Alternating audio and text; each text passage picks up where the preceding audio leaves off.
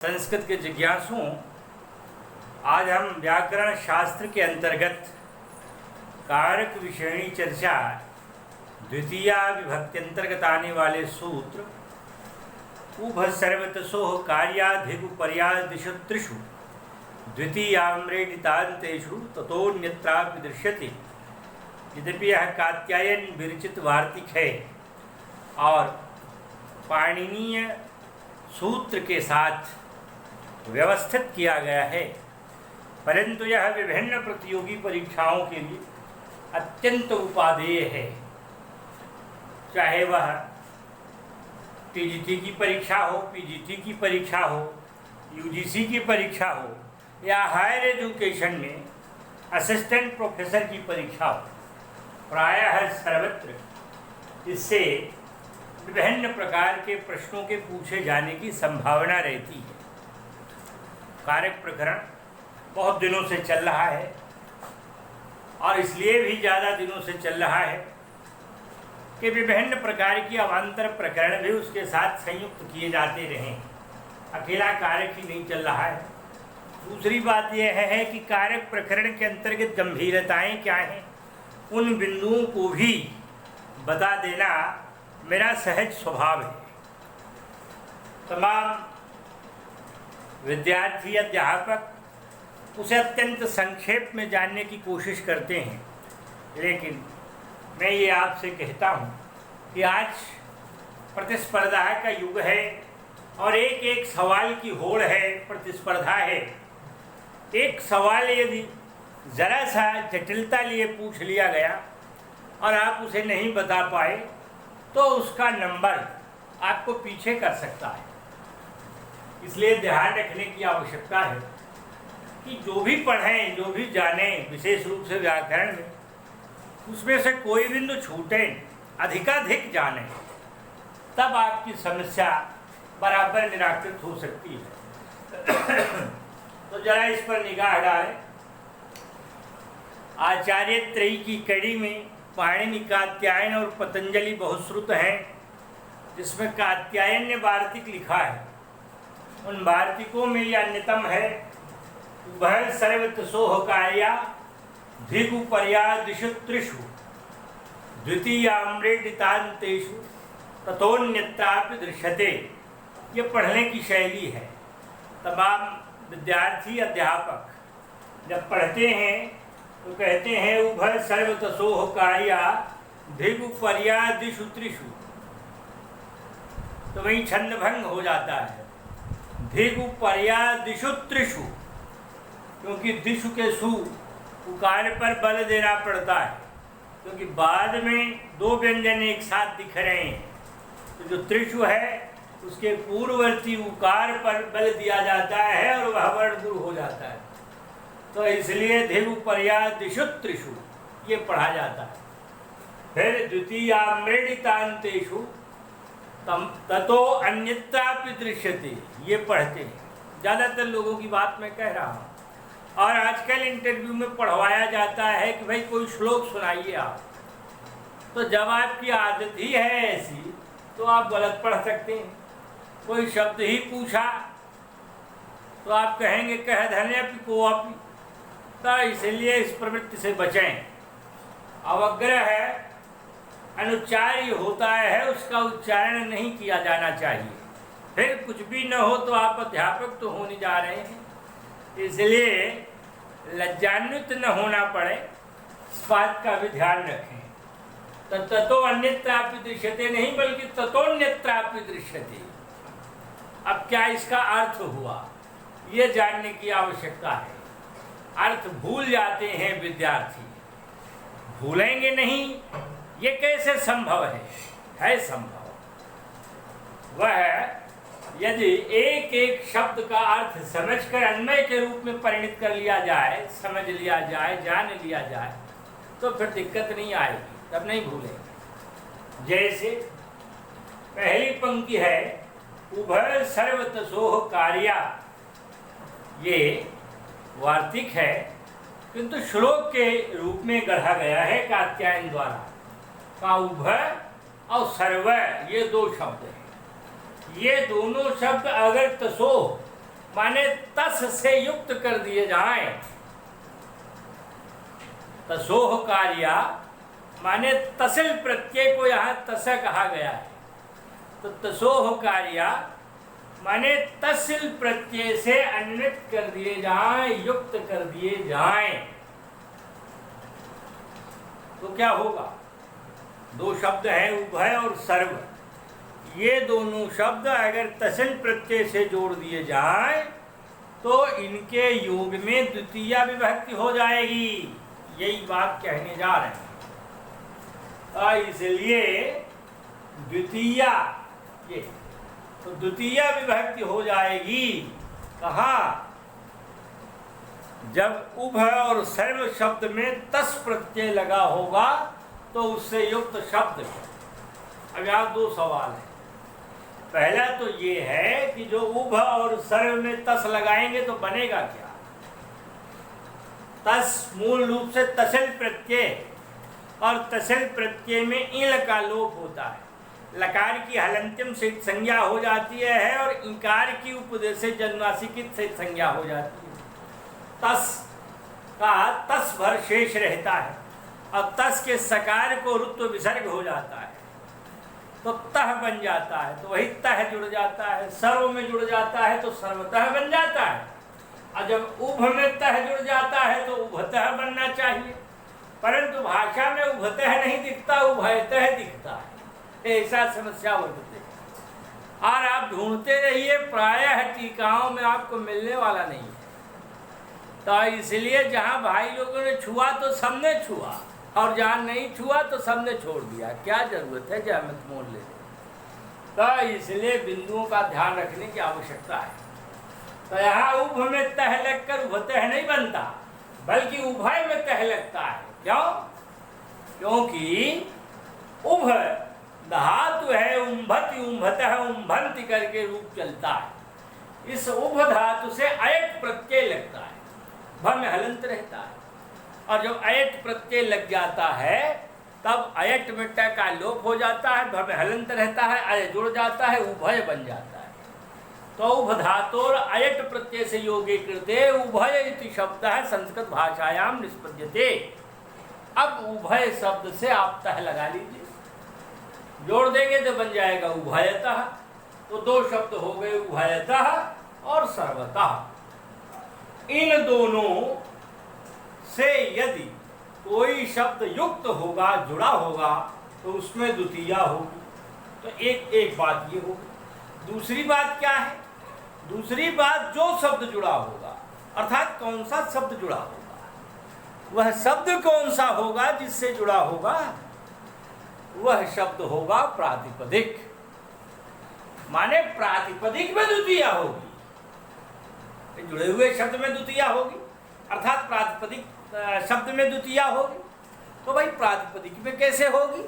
आप तो कहाए हैं प्रातिपदिकार्थ लिंग परिमाण वचन मात्र प्रथमा, यानी प्रातिपदिकार्थ मात्र में प्रथमा होती है, तो फिर यहाँ द्वितीया का विधान कैसा? तो सामान्यतया प्रातिपदिक का अर्थ बताने में प्रथमा विभक्ति का प्रयोग होता है, लेकिन तमाम स्थलों पर जहाँ अपवाद नियम आए हैं वहाँ उनके साथ अन्य विभक्तियों के प्रयोग भी दिखाई पड़ते हैं। तो इसलिए उभ और सर्व के साथ जब तसिल प्रत्यय का योग रहेगा, ध्यान भी रखिएगा क्योंकि तसिल प्रत्यय सर्वनाम के साथ लगता है और ये सर्वनाम शब्द ही है, तो इसलिए ये तसिल है। और एक प्रत्यय तस भी होता है, तो तस ही सामान्य शब्दों के साथ लगता है। मैं काशी से आ रहा हूँ, अहम काशीतः आगच्छामि। मैं प्रयाग से आ रहा हूँ, अहम प्रयागतः आगच्छामि। मैं अयोध्या से आ रहा हूँ, अहम अयोध्यातः आगच्छामि। आसान पड़ता है, लोग प्रयोग करते हैं। तो यहाँ जो अयोध्यातः का तः है ये तस प्रत्यय है, तसिल नहीं है। लेकिन सर्वतः, उभयतः, ततः, यतः, कुतः इन सारे शब्दों में तसिल लगा हुआ है, क्योंकि ये सबके बोधी सर्वनाम शब्द है और उनसे तसिल ही लगता है। तो इसीलिए उभयतः और सर्वतः शब्दों के साथ जो प्रातिपदिक होंगे उन प्रातिपदिकों में द्वितीया विभक्ति का प्रयोग होगा। तो इसलिए ध्यान रखिएगा, प्रथमा को खारिज करके द्वितीया यहाँ की गई है। तो इसलिए दो बातें हैं, एक तो यहाँ का ऐट का लगना, दूसरा तस नहीं बल्कि तसिल का जुड़ना, और तीसरी बात प्रातिपदिक में द्वितीया का होना। तो इसलिए उभय और सर्व शब्द में जब तसिल प्रत्यय लगे हों, अर्थात उभयतः और सर्वतः शब्द हों, तो ऐसी स्थिति में प्रातिपदिक शब्द में द्वितीया विभक्ति का प्रयोग होगा। ये केवल आधी लाइन कह दी, आधी क्या चौथाई, क्योंकि एक श्लोक में 4 चरण हैं और 4 चरण में भी केवल एक चरण है। उभय सर्वतसोह कार्या, कार्या माने करना चाहिए। क्री धातुर ण्यत् प्रत्यय संयोगे कृते कार्येति शब्दः प्रातिपदिकत्वेन प्रतिभाति। तत्र स्त्रीलिंगे कार्य, पुल्लिंगे कार्यः, नपुंसकलिंगे कार्यम। तो इसलिए यहाँ कार्य करना चाहिए। तो ये एक बात होगी, माने उभयतः और सर्वतः शब्दों से जुड़े शब्द में द्वितीया विभक्ति होगी, प्रातिपदिक में द्वितीया होगी, एक सामान्य बात होगी। दूसरा है धिगु पर्या दिशु त्रिषु। अब इसका उदाहरण भी देख लीजिए, तब धिक पर आई। माने 1/4 चरण का उदाहरण है, उभयतः कृष्णम गोपाः, सर्वतः कृष्णम, कृष्णम गोपाः, गोपाः माने ग्वाले, गोह पाति रक्षति इति, माने जो गायों की रक्षा करते हैं। पाधा 2 अर्थों में है, पीना अर्थ भी है, रक्षा करना भी अर्थ है। इसलिए उसका रूप पिबत पिबतः पिबंत चलता है, इसका पाति पातः पांति चलता है, रक्षा करने के अर्थ में। तो गायों की रक्षा करने वाले ग्वाले कहलाते हैं। तो गोपाः कृष्णम उभयतः, कृष्ण के दोनों ओर ग्वाले हैं। तो यहाँ कृष्ण के दोनों ओर, यहाँ जो कृष्ण है यह षष्ठी में प्रयुक्त होता संबंध है इसका, कृष्ण के दोनों ओर। तो कृष्णस्य उभयतः गोपाः ये बनना चाहिए था, परंतु संबंध के स्थान पर यहाँ द्वितीया का प्रयोग किया गया है। इसलिए यहाँ कृष्णम शब्द किस विभक्ति के स्थान पर आया है, ये भी एक सवाल बनता है। तो आप कहेंगे कि द्वितीया के स्थान, षष्ठी के स्थान पर आया है। यहाँ उभयतः कृष्णस्य गोपाः ये वाक्य बनता, किंतु ऐसा नहीं हुआ। इस वार्तिक ने बाधा डाल दी और अब कृष्णम ही बना रहा। इसी तरह दूसरा शब्द है सर्वतः कृष्णम, माने कृष्ण के सबोर, कृष्ण के सबोर उद्यान हैं, जंगल हैं, कुछ भी। तो इसलिए यहाँ कृष्णम में भी वही संबंध की स्थिति है, षष्ठी होती, किंतु उसके स्थान पर यहाँ द्वितीया हो गई है, क्योंकि सर्वतः शब्द मौजूद है। तो इसलिए उभयतः सर्वतः के कारण ऐसा हुआ। तो ये हो गया उभय सर्वतसोह कार्या। दूसरा धिगु पर्या दिशु त्रिषु, ये कह रहे हैं धिक शब्द, धिक माने धिक्कार है। कैसा शब्द है ये? धिक शब्द अव्यय शब्द कहा जाता है, इसका रूप नहीं चलता, तो इसलिए ये अव्यय परक शब्द है। यदि ये ज्यों का त्यों मौजूद होगा तब क्या होगा? तो ऐसी स्थिति में भी प्रातिपदिक में द्वितीया हो जाएगी। तो धिक कृष्णा भक्तम, कृष्णा भक्तम ये समास है। कृष्णस्य अभक्तम इति कृष्णा भक्तम, कौन सा समास है? षष्ठी तत्पुरुष समास है। जो कृष्ण का भक्त नहीं है उसको धिक, धिक्कार है। तो यहाँ अभक्तम में भज धातु रक्त प्रत्यय संयोगे कृते भक्त, द्वितीया विभक्त अभक्तम, भक्तम न भक्तम इति, न भक्त है कि अभक्तः तम अभक्तम, तो कहा अभक्तम में द्वितीया होगी, जो भक्त नहीं है। अभक्त में नहीं तत्पुरुष समास है, और कृष्णा भक्तम में षष्ठी तत्पुरुष समास है। तो इसलिए धिक कृष्णा भक्तम माने कृष्ण के अभक्त को धिक, धिक्कार है। कृष्ण के अभक्त को धिक्कार है, जो कृष्ण का भक्त नहीं है उसे धिक्कार है, ये कहा। इसी तरह से तमाम प्रयोग होते हैं साहित्य में। धिंग मूर्ख मिल जाएगा आपको, धिंग मूर्ख। विदूषक को डांटा राजा ने, धिंग मूर्ख। तो वहां आप कहेंगे कि मूर्ख में तो है नहीं द्वितीया, तो मूर्ख में है क्या? मूर्ख में प्रथमा है। कैसी प्रथमा? संबोधन वाली, हे मूर्ख धिंग, ये कहा। तो धिंग मूर्ख चूंकि मैं बाद में है, इसलिए पूर्ववर्ती ककार को गकार आदेश हो गया, उसी वर्ग का 5वां वर्ण आदेश हो गया। तो इसलिए पर सवर्ण विधिहल संधि का प्रयोग हो गया, तो हो गया धिंग मूर्ख। तो धिक तो है, परंतु मूर्ख में द्वितीया नहीं हुई, तब द्वितीया तो होगी ही। ऐसा कैसे हो सकता है कि ना हो? तो दिख तो नहीं रही है, तो निलीयमान है, छिपी हुई है। वहां आगे वाक्य बनेगा त्वाम, माने तुम्हें धिक्कार है। कहा हे मूर्ख, वहां मूर्ख संबोधन परपद हो गया। हे मूर्ख त्वाम धिक, तुम्हें धिक्कार है।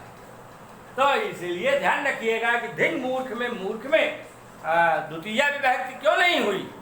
तो द्वितीया विभक्ति तो छिपे हुए त्वाम पद में है, जो वहां दिख नहीं रहा है। जबकि मूर्ख में तो संबोधन परक स्थिति है, इसलिए वहां तो संबोधन कर रहा है, तो धिक हो गया। धिक का उदाहरण 3 हो गया। धिक के साथ द्वितीया होती है, धिक से जुड़े हुए शब्द में द्वितीया होती है। आगे का उपर्यादिषु त्रिषु, उपर्यादि, उपरी, उपरी आदिषु, आदिषु माने बहुवचन। कितनी संख्या है? बहुवचन 4, 5, 6, 7, 8, 9, 10 का नहीं, त्रिषु केवल 3 की संख्या है। उपर्यादि, तो ये उपर्यादि 3 कौन हुए भाई? ऊपरी वाले जो शब्द है, एक ऊपरी है, दूसरा अधः है और तीसरा अधि है। तो इसलिए इन 3 के लिए यहां कहा गया है उपर्यादिषु त्रिषु, माने ऊपरी को गिना दिया इन्होंने। समझ लीजिए कि ऊपरी के साथ साथ अधि और अधः, ये दोनों शब्द भी आ जाएंगे, उनका भी व्यवहारण यही हो जाएगा। तो इसलिए इन्होंने ऊपरी से काम चला लिया। आदिश का आ था, आई को यानी संधि हो गई, बन गया उपर्यादिषु। तो इसलिए उपर्यादियों में ये कितने हैं संख्या में? कहा त्रिषु, 3 है। तो इसलिए सप्तमी का बहुवचन दे दिया। तो अब जान लीजिए कि ऊपरी है, अधि है और अधः है, ये 3 है। लेकिन इन तीनों के योग में होगी द्वितीया। आगे का नाना आम्रेडितांतेषु, अगर इनमें आम्रेडित विद्यमान हो, कहाँ?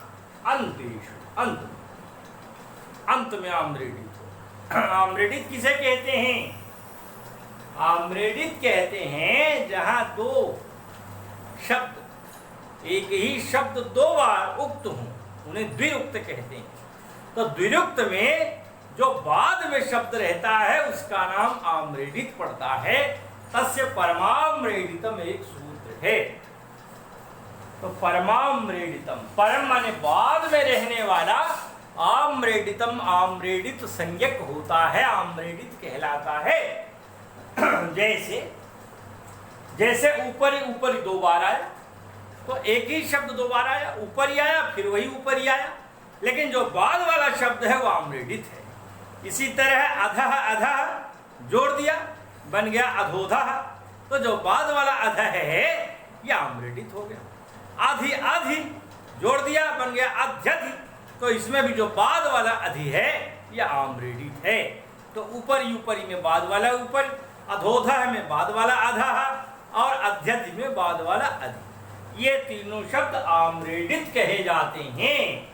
तो कहा आम्रेडित जिनके अंतेश, अंत में विद्यमान हो, ऐसे उपर्यादि तीनों शब्दों के योग में, उनसे जुड़े हुए प्रातिपदिक में द्वितीया विभक्ति का प्रयोग हो जाए बजाय प्रथमा की। उदाहरण देख लीजिए। चौथा नंबर, ऊपरी ऊपरी लोकम हरि ही, यहां ऊपरी ऊपरी 2 बार आया,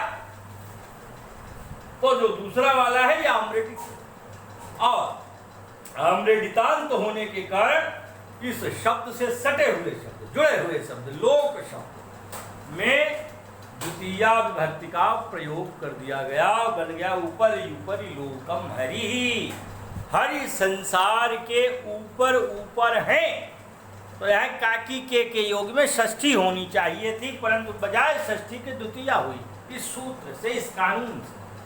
ऐसे ही दूसरा शब्द है अध्यधिलोकम। अधि अधि माने अंदर अंदर। कौन? लोकम, संसार के अंदर अंदर राम है। अध्यधिलोकम राम। राम यहाँ छिपा हुआ है निर्यमान। अध्यधिलोकम माने संसार के अंदर अंदर। यहाँ अधि अधि दो बार है, बाद वाला अधि आम्रेडित संज्ञक है। अतएव अध्यधि के कारण लोक शब्द में षष्ठी का निषेध हुआ और उसके स्थान पर द्वितीया का प्रयोग हुआ। अन्यथा लोक के अंदर अंदर, के काकी के माने षष्ठी विभक्ति का चिन्ह है, इसलिए षष्ठी हो जाती। अगला है अधोधो लोकम का धोधो। यहाँ अध है और अध है, दो बार आया। तो जो बाद वाला अध है ये आम्रेडित है, और आम्रेडित होने के कारण उससे जो पूर्व वाले शब्द से भी संपृक्त है, यह पूरा सटे हुए शब्द को द्वितीया में बना देगा, अर्थात सटे हुए प्रातिपदिक को द्वितीया में बदल देगा। तो यहाँ लोकम अधोधा, संसार के नीचे नीचे, अधा माने नीचे। तो इसलिए यहाँ भी काकी के कारण लोक शब्द में षष्ठी विभक्ति होती, किंतु यहाँ उसके स्थान पर द्वितीया विभक्ति सूत्र से हो गई है। मूर्ख विद्यार्थी और मूर्ख अध्यापक कभी कभी यहाँ भी वैसे ही पढ़ते हैं अधो अधो, तो अधो अधो लोकम। ना ना, ऐसा नहीं करिएगा, क्योंकि आप भी अध्यापक होने जा रहे हैं भविष्य में। तो इसलिए प्रखर विद्यार्थी आप पर हंसे न, इस बात का जरूर ध्यान रखिएगा भाई। तो इसलिए अधोधो लोकम, यहाँ जो विसर्ग है उसको उत्त संधि के रूप में परिवर्तित स्वरूप यहाँ दिखाई पड़ रहा। तो इसलिए ये हो गए आपके कुल 6 उद्धरण। आइए 6 उद्धरण यहाँ तक हो गए। उभय सर्वतसोह कार्या दिगुपर्या दिशु त्रिषु द्वितीयाम्रेडितान्तेषु। अब यहाँ तक आपको अर्थ हजम हो गया होगा, क्योंकि एक एक आधी आधी एक चौथाई लाइन चले और उसके आधार पर आपने इसके उद्धरणों को भी देख लिया।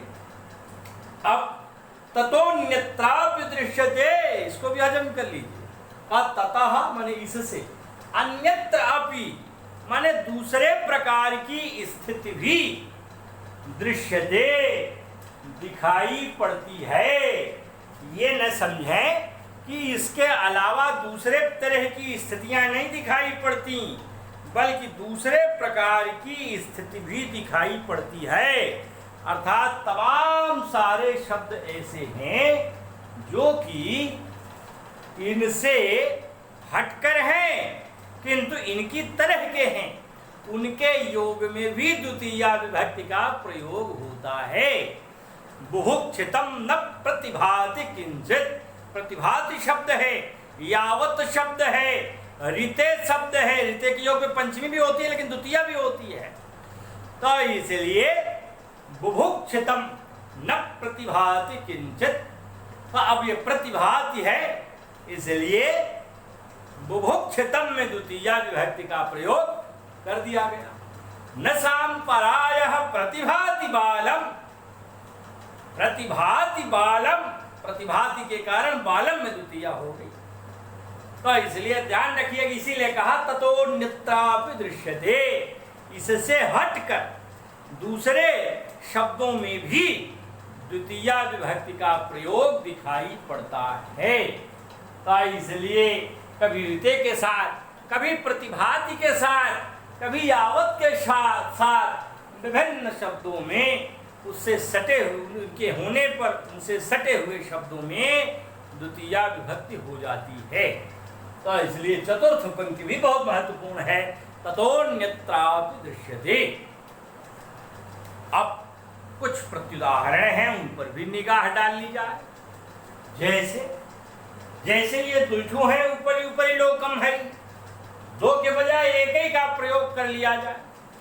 तब जब एक का प्रयोग होगा तो कंडीशन तो पूरी होगी नहीं, ये तो दो आम्रेडित कह रहे हैं। आम्रेडित माने द्विरुक्त, 2 बार होना चाहिए। तो इसलिए अगर 2 के बजाय 1 ही बार आओ तब फिर वहां द्वितीया नहीं हो। जब द्वितीया नहीं होगी तो अपनी मूल अवस्था में वो रहेगा, संबंध में षष्ठी होती, षष्ठी रहेगी। जैसे लोकस से ऊपर ही हरी, तो यहाँ ऊपर 1 ही बार है, इसलिए लोक में द्वितीया नहीं होगी, फिर षष्ठी रहेगी, लोकस से यही बना रहेगा। इसी तरह से अध्यधिलोकम में यदि दोनों नहीं है या अधोधः लोकम में दोनों नहीं एक है तो लोकस्य अधः, लोकस्य अधि, इस तरह का प्रयोग होगा। माने वहां ये ध्यान रखेंगे कि दोनों शब्दों का होना जरूरी है। यदि एक रहता है तो फिर षष्ठी होगी, दोनों रहेंगे तभी द्वितीया विभक्ति होगी। एक जरा वाक्य देखिए, ये बड़ा प्रसिद्ध वाक्य भी है। उपरि उपरि बुद्धीनाम चरन्ति ईश्वर बुद्धयः। कह रहे हैं उपरि उपरि बुद्धीनाम, बुद्धीनाम उपरि उपरि माने बुद्धियों के ऊपर ऊपर ईश्वर बुद्धयः चरन्ति। ईश्वर बुद्धयः माने भगवान की बुद्धियां चरन्ति, चला करती हैं। संसार में जितनी बुद्धियां दिखाई पड़ रही हैं उन सबके ऊपर ऊपर ऊपर ऊपर किसकी बुद्धि है? ईश्वर की बुद्धि है। तो इसलिए जो ईश्वर की बुद्धि है वह सर्वोपरि है। सारे संसार में रहने वाली जो प्रतिभा है वह सब उसके सामने तिरस्कृत हो जाती है और यह सर्वोपरि हो जाती है, सबके ऊपर ठहर जाती है। तो इसलिए ये बात इन्होंने कह दी। अब सवाल ये है कि ये जो ऊपरी ऊपरी बुद्धि नाम चरन्ति ईश्वर बुद्धय है, यहाँ 2 बार तो ऊपरी ऊपरी आया है, और जब 2 बार आया है तो फिर यहाँ बुद्धि नाम में द्वितीया विभक्ति होनी चाहिए, परंतु यहाँ तो षष्ठी विभक्ति का बहुवचन दिखाई पड़ रहा है। तो इसलिए भला ये कैसे करेंगे, ये कैसे सिद्ध होगा? क्या ये वाक्य गलत है? कभी कभी ये सवाल इस तरह के इंटरव्यू में पूछे जाते हैं। तो इसलिए कि हमने कानून बनाया और हमारा ही कानून खंडित हो रहा है लोग, तो इसलिए फिर क्या समस्या, कैसे इसका निदान होगा? उपरि उपरि बुद्धि नाम चरन्ति ईश्वर बुद्धयः। तो एक धारा ये कहता है भाई कि ये जो ऊपरी ऊपरी शब्द है इसके कारण बुद्धि नाम में द्वितीया ही हो जानी चाहिए, परंतु नहीं हुई है। इसका मतलब ये वाक्य प्रमादवश, असावधानीवश भाषा में आ गया है, इसलिए यह प्रमादक प्रयोग है। उपरि उपरि बुद्धि नाम चरन्ति ईश्वर बुद्धयः। परंतु दूसरा धारा कहता है कि ना भाई ऐसा नहीं है, क्योंकि जिस ऊपरी ऊपरी की बात आप कर रहे हैं माने 2 बार हो ऊपर या दिशु त्रिशु, ये दोनों सामीप्य के अवबोधी हैं। ध्यान रखिएगा, ऊपर ऊपर ऊपर ऊपर, तो ऊपर ऊपर माने बहुत दूरी नहीं होगी, यहाँ सामीप्य अर्थ का बोध है, थोड़ा ही ऊपर। और ये जो अध्यधि माने अंदर अंदर, यहाँ भी दूरी नहीं है, सामीप्य है। आधा है आधा, नीचे नीचे, यहाँ भी बहुत नीचे, बहुत दूरी नहीं है, सामीप्य है। इसलिए सामीप्य अर्थों में ये तीनों आते हैं, ऊपर ऊपर, यदि यदि और अधा अधा। ये हायर एजुकेशन का सवाल है, ध्यान रखिए, हर जगह आपको इकट्ठा मिलेगा अभी। तो इसलिए सामीप्य अर्थ में ये तीनों आते हैं, ऊपर ऊपर, यदि यदि और अधोधा। जबकि यहाँ ऊपरी ऊपरी बुद्धि नाम चरन्ति ईश्वर बुद्धयः में जिस ऊपरी ऊपरी का प्रयोग है, ये बुद्धि नाम बुद्धियों के ऊपर। तो बुद्धियों के ऊपर क्या होता है? तो ये दूरवर्तिता का भी संकेत करता है। जब सामीप्य की स्थिति से परे केवल डबल 2 का होना देखा जाता है तो उसे वीप्सा कहते हैं, व्याप्तुम इच्छाइति वीप्सा। तो इसलिए सामीप्य से हट करके वीप्सा अर्थ में भी 1 से अधिक शब्दों का, 2 शब्दों का प्रयोग होता है। तो ये जो यहाँ ऊपरी ऊपरी का प्रयोग है, यहाँ सामीप्य नहीं दिखाई पड़ रहा है, बल्कि यहाँ वीप्सा की स्थिति दिखाई पड़ रही है। तो इसलिए कि कोई ऐसा स्थान नहीं है जिसके ऊपर की बात की जा रही है जहाँ सामीप्य का पता चले कि बिल्कुल नज़दीक है। इसलिए सामीप्य के बोधन के बजाय वीप्सा का बोधन करा रहा है, और जब वीप्सा का बोधन करा रहा है तो फिर ये कंडीशन ही नहीं लागू होगी। ये तो जिस ऊपर ही अधोधा है और अध्यध की बात कर रहे हैं, ये तो सामीप्य के बोधक शब्दों की बात है। यहाँ सामीप्य के बजाय ऊपरी बुद्धि नाम चरंत ईश्वर बुद्धय वाक्य में विद्यमान जो ऊपरी है, ये तो वीप्सा अर्थ में है। और जब वीप्सा अर्थ में है तो फिर हमारी कंडीशन लागू नहीं होगी, माने वहाँ हम द्वितीय विभक्ति नहीं लगाएंगे। तो द्वितीय नहीं लगाएंगे तो षष्ठी का स्थान है, इसलिए षष्ठी विभक्ति लग गई है। तो इसलिए भाई बहुत ध्यान रख करके सभी बिंदुओं का अवलोकन करना चाहिए। यहाँ 3-4 गंभीर बिंदु, तो इसलिए गंभीर बिंदुओं के लिए ही कोई अध्यापक आपके सामने होता है और होना भी चाहिए। अन्यथा टीकाएं तमाम सारी कुंजियां आजकल मार्केट में विभ्रात हैं, तो इसलिए सब तो आपके पास उपलब्धि होती है। इनके लिए अध्ययन करने की आपको आवश्यकता है। अगर आप यूजीसी दे रहे हैं, अगर आप असिस्टेंट प्रोफेसर की परीक्षा देना चाहते हैं, हायर एजुकेशन से जुड़ना चाहते हैं, आप अध्ययन विशेष रूप से करके उत्कृष्ट प्रतियोगी परीक्षाओं में उत्तीर्ण होना चाहते हैं, तो इस प्रकार से गंभीर अध्ययन को गति प्रदान कीजिए और उसमें बराबर सहभाग कीजिए। इस समय हम रेगुलर वे में वीडियोस नहीं बना पा रहे हैं, कुछ मेरे वैयक्तिक कारण हैं, तो कुछ ही दिनों तक मुझे लगता है कि उनका समाधान हो जाएगा। तो फिर हो सकता है नियमित रूप से, जैसे हर इच्छा, तो नियमित रूप से मैं आ सकूँगा। कुछ विद्यार्थियों ने मैसेज करके भी और कुछ ने दूरभाष के माध्यम से भी पूछा था, तो इसलिए मैंने उन्हें बता भी दिया और आप सबको भी बता देना चाहता हूँ कि नियमितता रहेगी आगे से, किंतु इस बीच जो अनियमित स्थिति है उसके साथ ही मेरे साथ आसानी बैठाने की, सादृश्य बैठाने की, समानता बैठाने की, संलग्नता बैठाने की कोशिश करें और आगे के प्रकरण अब आगे आपको बताएंगे। गंभीर अध्ययन करते रहें, पूरा वीडियो देखें, मिनट 2 मिनट 3 मिनट 5 मिनट देखने से कुछ नहीं होता, तब आपको सारी बातें स्पष्ट रूप से सामने आएंगी, खुलकर मिलेंगी। ठीक है, फिर मिलेंगे इन्हीं शब्दों के साथ वाणी को विराम।